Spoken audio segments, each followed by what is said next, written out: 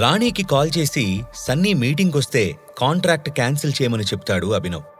అదే టైంలో చరణ్ని కలిసిన దేవ డబ్బు కావాలని సాయం చేయమని రిక్వెస్ట్ చేస్తాడు. కానీ చంద్రశేఖర్ కోసం ఒక కాస్ట్లీ వాచ్ గిఫ్ట్గా ఇవ్వాలని అప్పటికే డిసైడ్ అవుతాడు చరణ్. ముందైతే ఖరాఖండిగా కాదని చెప్పేయాలని అనుకున్నాడు. కానీ దేవా వడ్డీ ఇస్తానడంతో టెంప్ట్ అయ్యాడు. సరే, నువ్వు ఇంతలా బతిమాలుతున్నావు కాబట్టి ఒప్పుకుంటున్నాను. కానీ ప్రస్తుతానికి నా దగ్గర 60% షేర్స్ కొనే కెపాసిటీ మాత్రమే ఉంది. మిగిలిన 10%కి నువ్వు వేరే ఏదైనా ప్లాన్ చేసుకోవాలి అని చెప్పాడు చరణ్. ఉన్నపళంగా దేవా మొహం మీద నవ్వొచ్చి చేరింది. Thanks a lot. ఆ 10% షేర్సు నేనేదో ఒకలాగా మేనేజ్ చేస్తాను. ఒకవేళ లాస్ట్ మినిట్ వరకు ఏది సెట్ అవ్వకపోతే అప్పటికప్పుడు ఏదైనా బ్యాంకులో లోన్ తీసుకుంటాను అని చెప్పాడు దేవా. ఆలస్యం చేయకుండా చరణ్ చెక్ బుక్ తీసి డబ్బులు ఎంటర్ చేసి సంతకం చేసిచ్చాడు. దాన్ని సంతోషంగా తీసుకుని వెళ్ళిపోయాడు దేవా. దేవా వెళ్ళిపోగానే చరణ్ ఫోన్ రింగ్ అవడం మొదలైంది. స్క్రీన్ మీద అనన్య పేరు చూడగానే ఎక్కడలేని సంతోషం వచ్చింది. సాధారణంగా ఆఫీస్ అవర్స్లో అనన్య ఎప్పుడూ చరణ్కి ఫోన్ చేయలేదు. అందుకే కొంచెం ఆశ్చర్యపోతూనే కాల్ లిఫ్ట్ చేసి, ఏంటనన్య ఈ టైంలో కాల్ చేసావు? లెట్ మీ గెస్, నేనిచ్చిన రింగు నచ్చింది కదా? చూసిన వాళ్ళందరూ పొగుడుతున్నారు కదా? నాకు తెలుసులే, స్పెషల్ పర్సన్కి స్పెషల్ రింగ్ ఇచ్చినందుకు నాకు స్పెషల్గా థ్యాంక్స్ చెప్పడానికి కాల్ చేశావు కదా అని ఓవర్ కాన్ఫిడెంట్గా మాట్లాడుతూ తన కారు వైపు నడిచాడు చరణ్. ఆ రింగ్ గురించి ఎంత చెప్పినా తక్కువేలే, కానీ నాకు కొన్ని డౌట్స్ ఉన్నాయి, అందుకే కాల్ చేశాను అని కొంచెం ఇబ్బంది పడుతూ చెప్పింది అనన్య. సాధారణంగా అయితే ఆ రింగు గురించి గాని దాని కాస్ట్ ఎంత అని గాని చరణ్ని అడగాలి అనుకోలేదు అనన్య.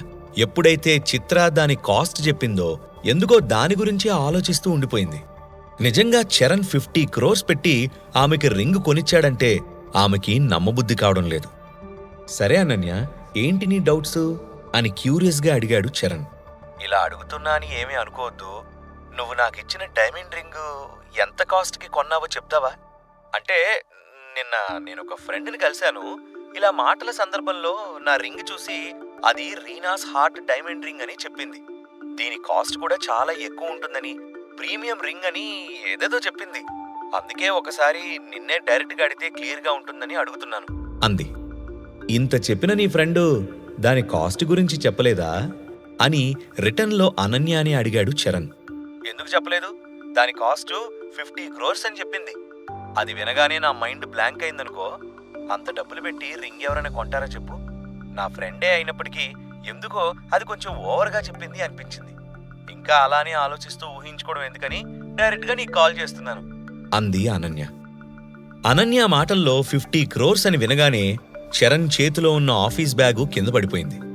5 కోట్ల రూపాయలకి అతను కొన్న రింగు 50 crores అని చెప్తుంటే అతనికి కూడా ఆశ్చర్యమేసింది. అందుకే అలా మైండ్లోనే క్యాలిక్యులేషన్ వేసుకుంటూ ఆగిపోయాడు చరణ్. హలో చరణ్, ఉన్నావా అని అడిగింది అనన్య గొంతు సవరించుకుంటూ. హే అనన్య, లిజన్, నాకిప్పుడు ఒక అర్జెంట్ అపాయింట్మెంట్ ఉంది. మనం కొంచెం సేపు అయ్యాక మాట్లాడుకుందాం, ఏమనుకోకు, ఓకేనా? బాయ్ అని చెప్పి అనన్య సమాధానం కోసం కూడా ఎదురు చూడకుండా కాల్ కట్ చేశాడు చరణ్. చరణ్ ఎవరి దగ్గరైతే రింగు కొన్నాడో ఆ వ్యక్తి ఈ బిజినెస్లో ఎన్నో ఏళ్ల నుంచి ఉన్నాడు. ఎలాంటి రకమైన డైమండ్ అయినా అతని దగ్గర ఖచ్చితంగా దొరుకుతుంది. అందుకే కొన్ని సెకండ్లు ఆలోచించి ఆ తర్వాత వెంటనే ఆ డైమండ్ రింగ్ డీలర్కి కాల్ చేశాడు చరణ్. ఫోన్ లిఫ్ట్ చేసిన ఆ వ్యక్తి, హలో చరణ్, ఏంటి సంగతి అని అడిగాడు. శాంతిలాల్ సేఠ్, నువ్వు నాకు డైమండ్ రింగ్ అమ్మావు కదా, దాని గురించి మాట్లాడదామని కాల్ చేశాను అని డైరెక్ట్గా పాయింట్లోకి వచ్చేశాడు చరణ్. ఏమైంది అని అడిగాడు శాంతిలాల్. ఆ డైమండ్ రింగు నాకెంతకు అమ్మావో గుర్తుందా అని అడిగాడు చరణ్. అదేంటి అలా అడుగుతున్నావు? అదేమీ మర్చిపోయేంత చిన్న అమౌంట్ కాదు కదా. ఆ బ్లూ కలర్ డైమండ్ రింగు నీకు 5 crores కమ్మాను అని చెప్పాడు శాంతిలాల్. అతను కూడా 5 crores అని చెప్పగానే కొంచెం పిచ్చి పట్టినట్టు అరుస్తూ, నిజం చెప్పు సేఠ్, అసలు ఆ డైమండ్ రింగ్ ఒరిజినల్ ప్రైస్ ఎంత ఉంటుంది అని అడిగాడు. కొంచెం సేపు శాంతిలాల్ సేఠ్ మౌనంగా ఉండిపోయాడు. ఇది నాకు చాలా ఇంపార్టెంట్, దాని ఒరిజినల్ ప్రైస్ ఎంతో చెప్పు అని మళ్ళీ అడిగాడు చరణ్. చరణ్ బాబు, దాని ఒరిజినల్ ప్రైజు 50 crores ఉంటుంది. కానీ నువ్వు దాన్ని కొనలేవు, నేను కూడా అమ్మలేను. అది ప్రీమియం డైమండ్ రింగ్, పెద్ద పెద్ద వాళ్ల క్లోజ్ సర్కిల్లో మాత్రమే ఉంటుంది. అందుకే నీకు దాని ఫస్ట్ కాపీ తయారు చేసి అమ్మాను అని చావు కబురు చల్లగా చెప్పాడు శాంతిలాల్. ఏం మాట్లాడుతున్నావు సేట్? అంటే నువ్వు నాకిచ్చింది ఇమిటేషన్ జ్యువెలరీ లాంటిదే? అంటే అది ఫేక్ రింగా, ఒరిజినల్ కాదా అని షాక్ అవుతూ అడిగాడు. దీర్ఘంగా శ్వాస తీసుకుని, నేను నీకు చాలా మంచి మంచి డైమండ్ రింగ్స్ చూపించాను, నీ రేంజ్కి తగ్గట్టు కొన్ని మంచి పీసెస్ కూడా చూపించాను చరణ్ బాబు. కానీ నువ్వు యూనిక్గా ఉండాలి, స్పెషల్గా ఉండాలి అని పట్టుబట్టావు కాబట్టి బాగా ఆలోచించి ఆ ప్రీమియం రింగ్కి ఫస్ట్ కాపీ తయారు చేసి నీకు ఇచ్చాను. నిజంగా అది స్పెషల్ రింగే. ఒరిజినల్ 50 crores అన్నప్పుడు ఫస్ట్ కాపీ 5 crores ఉండదా ఏంటి అని మాట్లాడాడు శాంతిలాల్. 5 కోట్లు ధారపోసాక కూడా అతను ఒక ఫేక్ రింగ్ కొన్నందుకు చరణ్కి అతని మీద అసహ్యం వేస్తుంది. ఇంకా అంతకు మించి ప్రస్తుతం అతను ఏమి చేయలేడు కూడా. కానీ మళ్ళీ ఆలోచించుకొని, అదంతా నాకు తెలియదు గాని ఆ ఫేక్ రింగు నీకే ఇచ్చేస్తాను, నువ్వు ఎలాగైనా సరే నాకు ఆ ఒరిజినల్ రింగ్ అమ్మిపెట్టు అని బతిమాలాడు చరణ్. అయ్యో చరణ్ బాబు, నేను చెప్పేది నీకు అర్థం కావట్లేదు. ఆ ఒరిజినల్ రింగు అంత ఈజీగా మనకు దొరకదు. దాని ఒరిజినల్ ప్రైస్ కి డబుల్ వాల్యూకి ఈ మధ్య వేలంపాట్లో ఎవరో కొనుక్కున్నారంట అని చెప్పాడు. అనన్య 50 crores అని చెప్పినప్పుడే చరణ్కి గుండె జారి గల్లంతైంది. కానీ ఇప్పుడు శాంతిలాల్ ఆ రింగ్ వాల్యూ ఇంకా ఎక్కువ ఉంటుంది అని చెప్పగానే చరణ్కి రక్తం మరిగింది. శాంతిలాల్కి ఏం సమాధానం ఇవ్వాలో తెలియక అర్ధాంతరంగా కాల్ కట్ చేసేశాడు చరణ్. ఇక కింద పడిన ఆఫీస్ బ్యాగ్ని పైకెత్తుకొని ఓడిపోయినట్టు మొహం పెట్టుకుని కారులో కూర్చొని కార్ స్టార్ట్ చేశాడు. చాలాసేపు ఆలోచించాక ఇప్పుడు అతను చేయడానికి ఏమీ లేదు కాబట్టి ఎలా రాసిపెట్టుంటే అలా జరుగుతుందిలే అనుకున్నాడు. ఎలాగో అనన్యాకి అది ఫేక్ రింగ్ అని తెలీదు. పైగా చరణ్ చాలా అభిమానంగా గిఫ్ట్ ఇచ్చాడని మురిసిపోతుంది కాబట్టి ఆ విషయాన్ని అనవసరంగా గెలక్కూడదు అనుకున్నాడు. ఇందాక అనన్యతో కాల్ సడన్ గా కట్ చేశాడు కాబట్టి ఇప్పుడు మళ్ళీ కాల్ చేసి, హాయ్ అనన్య, సారీ యార్, ఇందాక ఒక ఇంపార్టెంట్ అపాయింట్మెంట్ ఉండింది, అందుకే కాల్ కట్ చేశాను, ఏమనుకోకు ప్లీజ్ అన్నాడు. హే ఇట్స్ ఓకే అని సింపుల్గా చెప్పింది అనన్య. అన్నట్టు ఇందాక నువ్వేదో అడుగుతున్నావు కదా అని నవ్వుతూ అన్నాడు చరణ్. అదే, నువ్వు నాకు డైమండ్ రింగ్ ఇచ్చావు కదా, దాని గురించి అంది అనన్య. అవునవును అని వెకిలిగా నవ్వుతూ, ఎలా అయితే ఏంటి, నువ్వు మొత్తానికి ఆ రింగ్ ఒరిజినల్ ప్రైస్ తెలుసుకున్నావు అనమాట. కాకపోతే అందులో చిన్న చేంజ్. నేను ఆ రింగ్ని 50 crores కాదు, రీసెంట్గా జరిగిన ఆక్షన్లో అంతకన్నా ఎక్కువ అమౌంట్ పెట్టి తీసుకున్నాను అని గర్వంగా చెప్పాడు. చరణ్ చెప్పింది నమ్మశక్యంగా అనిపించలేదు అనన్యకి. 50 crores కన్నా ఎక్కువ మనీ పెట్టి అతను గిఫ్ట్ ఇచ్చాడంటే నిజంగానే ఆమెకి అది డైజెస్ట్ కావట్లేదు. కానీ మళ్ళీ కన్ఫర్మ్ చేసుకోవాలనే ఉద్దేశంతో, నువ్వు దీన్ని ఆక్షన్లో తీసుకున్నావా అని అడిగింది. అవునన్నయ్య, నువ్వు ఎక్కువగా ఆలోచించకుండా నీ పనికిమాలిన హస్బెండ్కి డైవోర్స్ ఇచ్చేసి నా దగ్గరకు వచ్చేసావనుకో, ఇలాంటి గిఫ్ట్స్ నీకు డైలీ ఇస్తూ ఉంటాను అని ప్రగల్భాలు పలికాడు. చరణ్కి డబ్బు విషయంలో కొదవలేదు అని అనన్యకి తెలుసు. నిజంగా 50 crores కన్నా ఎక్కువ మనీ పెట్టి చరణ్ కొన్నాడు అంటే ఆమెకి అందులో ఎటువంటి అనుమానం లేదు. కానీ ఆమె డౌటల్లా ఆమె కోసం నిజంగా అంత డబ్బు పెట్టగలడా అని. నేనిప్పుడు ఆఫీస్లో ఉన్నాను చరణ్, నేను కొంచెం సేపు అయ్యాక కాల్ చేస్తాను, బాయ్ అని చెప్పి ఈసారి అనన్య కాల్ కట్ చేసింది. మరోవైపు తన ఆఫీస్లో ఉన్న అభినవ్ స్టాక్ చెక్ చేస్తూ ఉన్నాడు. సరిగ్గా అప్పుడే అతనికి మనోజ్ నుంచి ఒక మెసేజ్ వచ్చింది. నువ్వు ఛాలెంజ్ చేసావు కదా, మొత్తానికి ఎలాగోలా దేవా డబ్బులు అరేంజ్ చేసుకున్నాడు అని ఆ మెసేజ్ సారాంశం. దేవాని ఇంత తేలిగ్గా వదిలేయాలని అభినవ్కి లేదు.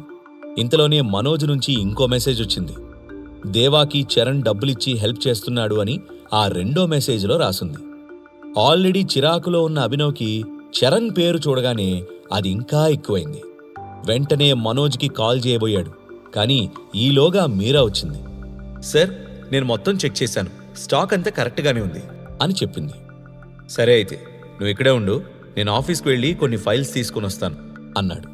కానీ సార్, టీనాకి చెప్తే ఆమె తీసుకొస్తుంది కదా అని చెప్పబోయింది. అభినవ్ ఆమె మాట కూడా పూర్తి కాకముందే అక్కడి నుంచి వెళ్ళిపోయాడు. హుటాహుటిన క్యాబిన్కి చేరుకున్న అభినవ్ మనోజ్కి కాల్ చేశాడు. చెప్పు టైగర్ అన్నాడు మనోజ్. నీ మెసేజెస్ చదివాను, నువ్వు దేవాని ఎప్పుడు కలుస్తున్నావు అని అడిగాడు అభినవ్. ఇంకా ఏం అనుకోలేదు, నిన్ను అడిగి డెసిషన్ తీసుకుందామని అనుకుంటున్నాను, ఏం చేయమంటావో నువ్వే చెప్పు అన్నాడు మనోజ్. అయితే ఇప్పుడే దేవాని వెళ్ళి కలు, నేను నా షేర్స్ని నేను కొనుక్కున్న ప్రైజ్కి అమ్మట్లేదు అని చెప్పు.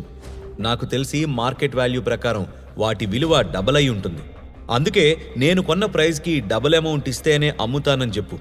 అది కూడా నాకు 5 డేస్లో ఫుల్ పేమెంట్ కావాలని కూడా చెప్పు అని స్ట్రిక్ట్గా ఇన్స్ట్రక్షన్ ఇచ్చాడు అభినవ్. మనోజ్ విని మౌనంగా నిట్టూరుస్తూ, కానీ అది దారుణం కదా టైగర్ అన్నాడు మనోజ్. అసలు అభినవ్కి దేవాకి మధ్య ఏం గొడవ ఉందో అతనికి ఎంత ఆలోచించినా అర్థం కాలేదు. ఇది దారుణం కాదు మనోజ్, దందా. నేను ప్రాఫిట్స్ కోసం బిజినెస్ చేస్తున్నాను, కంపెనీ నడుపుతున్నాను. ప్రాఫిట్ లేకుండా నా షేర్స్ని ఎలా అమ్ముతాను? నేనేమీ సోషల్ సర్వీస్ చేయట్లేదు కదా అని కొంచెం గంభీరంగా మాట్లాడాడు అభినవ్. సరే అయితే, నువ్వు ఎలా అంటే అలా. నువ్వు చెప్పినట్టే ఇన్ఫర్మేషన్ పాస్ చేస్తాను. అతను చెప్పేదాన్ని బట్టి నేను మళ్ళీ కాంటాక్ట్ అవుతాను అని చెప్పి కాల్ కట్ చేశాడు మనోజ్. ఈలోగా అతని క్యాబిన్ డోర్ మీద ఎవరో నాక్ చేశారు. ఎవరా అని చూస్తే ఒక అమ్మాయి టీనా కనిపించింది. అక్రమ్ సార్ మిమ్మల్ని కలవడానికి వచ్చారు అని చెప్పింది టీనా. ఇప్పటి వరకు ఏ పనున్నా అతను అక్రమ్ దగ్గరకు వెళ్లడమే గాని ఎప్పుడూ అక్రమ్ అభినవ్ దగ్గరికి రాలేదు. అందుకే టీనా ఇన్ఫర్మేషన్ ఇవ్వగానే అభినవ్కి కొంచెం ఆశ్చర్యం వేసింది. సరే, ఆయన్ని లోపలికి రమ్మని చెప్పి నువ్వు వేర్ హౌస్ దగ్గరికి వెళ్ళు అని ఆర్డర్ వేశాడు అభినవ్. 2 నిమిషాల్లోనే అభినవ్ క్యాబిన్లోకి వచ్చాడు అక్రమ్. లోపలికొస్తూ డోర్ క్లోజ్ చేస్తూనే, ఈ మధ్య కొంచెం వేరే పనుల వల్ల నిన్ను కలవడం కుదరట్లేదు బేటా, ఏంటి సంగతులు అని అడిగాడు అక్రమ్. సంగతులేమో గాని మొన్న హరియానా కూడా ఇలాగే దూసుకుంటూ ఆఫీస్కి వచ్చింది. ఈరోజు నువ్వు. ఇది ఇలా కంటిన్యూ అయితే ఇక్కడుండే స్టాఫ్ అంతా నేను ఆర్డినరీ మేనేజర్ని కాదు అనుకోవడం మాత్రం ఖాయం అంటూ నవ్విన అభినవ్ అక్రమ్ని కూర్చోమన్నాడు. నీకా భయమేమీ లేదులే బేటా, ఆల్రెడీ నేను మీరాకి కొన్ని కెమెరాస్ కొనడానికి వస్తున్నానని చెప్పాను. సో బిజినెస్ డీల్ కోసమే వచ్చాననుకుంటారులే అన్నాడు. ఓ నైస్, అలా అయితే ఏ ప్రాబ్లం లేదులే. ఇంతకీ ఇంత సడన్గా వచ్చావేంటి? సాధారణంగా నన్నే రమ్మంటావు కదా అని అడిగాడు అభినవ్. చాలా అర్జెంట్ బేటా, అందుకే నేనే వచ్చేశాను. నిన్న రాత్రి డాన్ని కలిస్తే అతను జరిగిందంతా చెప్పాడు అన్నాడు అక్రమ్. డాన్ పేరు వినగానే అభినవ్ కింద నుంచి పై వరకు సర్రును మండింది. వాడొక కామాంధుడు, నేనెంత చెప్పినా వినలేదు. అందుకే అలా జరిగింది నిన్న. అయినా అలాంటి వెధవలు మన గ్రూప్లో ఉన్నారంటే చాలా చండాలంగా ఉంది అని ఆవేశంగా మాట్లాడాడు అభినవ్. కామ్ డౌన్ బేటా, అయినా నీ ఐడెంటిటీ రివీల్ చేయకూడదనుకున్నాం కదా. కేవలం ఆ రోజు వచ్చిన సీనియర్స్కి మాత్రమే నీ గురించి తెలుసు. నువ్వు నాకొక్క ఫోన్ కాల్ చేసుంటే నేనే వచ్చి ఇష్యూ సాల్వ్ చేసేవాణ్ణి. నువ్వే టైగర్ అనే విషయం బయటపడితే ఎంత ప్రమాదమో నీకు కూడా తెలుసు కదా అని కొంచెం కన్సర్న్ చూపిస్తూ అన్నాడు అక్రమ్. ఇష్యూ జరిగిందని మర్చిపోయి ఫోన్ చేస్తే బాగుండేది అని అక్రమ్ చెప్పడం అభినవ్కి అంత నచ్చలేదు. కానీ కోపాన్ని మాత్రం పైకి చూపించకుండా అక్రమ్ చెప్పిన దానికి సైలెంట్గా తలూపి విండో వైపు చూశాడు. యాక్చువల్గా నీకు కాల్ చేద్దామని అనుకున్నాను, కానీ అప్పటికే జరగాల్సిందంతా జరిగిపోయింది. నేను ఒక్క నిమిషం లేట్ చేసున్న పరిస్థితి నా చేయి దాటిపోయేది. అందుకే ఇంకో ఆప్షన్ లేక అలా చేయాల్సి వచ్చింది అన్నాడు అభినవ్. ఏమంటున్నావు బేటా అని అయోమయంగా అడిగాడు అక్రమ్. ఆల్రెడీ అక్రమ్ డాన్లు ముందు రోజు రాత్రే మాట్లాడుకున్నారు కాబట్టి అక్రమ్కి విషయం మొత్తం తెలుసుంటుంది అనుకున్నాడు అభినవ్. ఆ నీచుడు నా ఫ్రెండ్ని తీసుకెళ్లి పాడు చేద్దాం అనుకున్నాడు. నేను వెళ్లేసరికి ఆ అమ్మాయి ఒంటి మీద సగం బట్టలు తీసేశాడు. పాపం పిచ్చిపిల్ల, ఆమెకి డ్రగ్స్ కూడా ఇచ్చాడు. నేను వెళ్లడం కొంచెం లేట్ అయి ఉంటే ఏం జరిగేది కూడా తెలియదు. ఆ డాన్ గాడు ఎంతకైనా తెగించేవాడు అని కొంచెం బాధతో చెప్పిన అభినవ్ అక్రమ్ వైపు సూటిగా చూస్తూ కొంచెం గొంతు పెంచి, వాడు కనుక ఏమైనా తప్పు చేసి ఉండాల్సింది, అమ్మ తోడు రక్తం చొక్క కూడా దొరకకుండా వాణ్ణి చంపి పారేసేవాణ్ణి అని కోపంగా అన్నాడు. అభినవ్ అలా ఆవేశంగా మాట్లాడడంతో అక్రమ్ కూడా కొంచెం భయపడ్డాడు. అంత ఈజీగా అభినవ్ ఈ విషయం మర్చిపోయేలా లేడు అని అతనికి అర్థమైంది. కానీ డాన్కి ఏదైనా జరుగుంటే టైగర్ గురించి అందరికీ తెలిసిపోయి ఉండేది కాబట్టి అభినవ్ కొంచెం సంయమనం పాటిస్తున్నాడని అనుకున్నాడు అక్రమ్. ఇప్పుడు డాన్ మీద అభినవ్ ఎలాంటి యాక్షన్ తీసుకుంటాడు? అనన్యకి చరణ్ చెప్పిన అబద్ధం బయటపడుతుందా? దేవాని అభినవ్ పూర్తిగా లాక్ చేయగలడా? ఈ ప్రశ్నలకు సమాధానాలు తెలుసుకోవాలంటే నెక్స్ట్ ఎపిసోడ్ వినాల్సిందే. క్రింద ఇచ్చిన లింక్ ని క్లిక్ చేసి పాకెట్ ఎఫ్ఎం యాప్ ని ఇన్స్టాల్ చేసుకోండి. Stay tune to pocket FM.